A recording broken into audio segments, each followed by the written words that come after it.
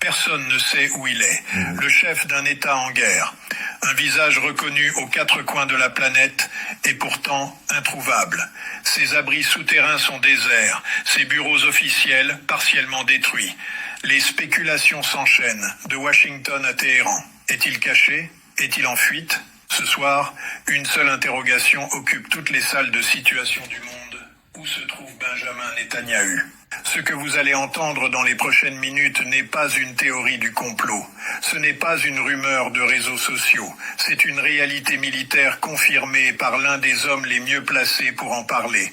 Un ancien officier supérieur de l'armée américaine. Un homme qui a navigué dans les couloirs du pouvoir à Washington pendant des décennies.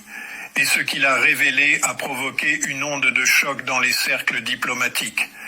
Parce que la vérité sur ce que vit Netanyahou en ce moment, sur ce que subit Tel Aviv en ce moment, et sur ce que cette guerre coûte réellement au monde entier, cette vérité, les grands médias ne vous la donnent pas en totalité.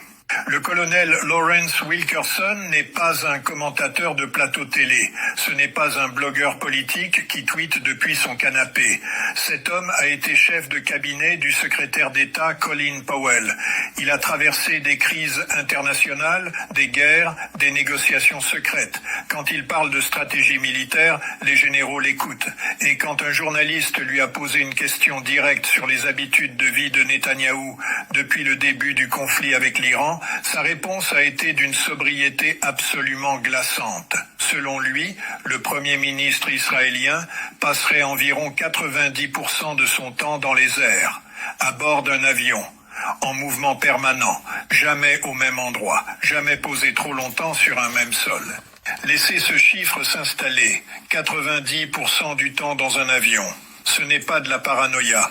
C'est de la survie. C'est la logique froide d'un commandant en chef qui sait que sa présence fixe quelque part constitue une cible. Et dans la guerre moderne, une cible... Normalement, Minye Benjamin Nyantaou. Doko kwa Sara, doko kwa Jamani Bla, doko kwa Yoromadon Folo. En tout cas, dans l'Umimbe Ombulu, acte Israël Kononana, aïe Semfakado Alimaï. A blanta bla tasuma kami o de madayi tega kono ni tasuma kami dare tega kono iba fili de kaboli. La guerre n'est même pas commencée d'abord. Benjamin Nyantaou, on ne sait pas où il est. Il a fait aye jamana bla bedaye ne balo nanta mena kaboy no o ka sura sinyama chef d'état-major iranka o ya le kunchi ka dafra. Le fleuve, pas sur la signama de fleuve.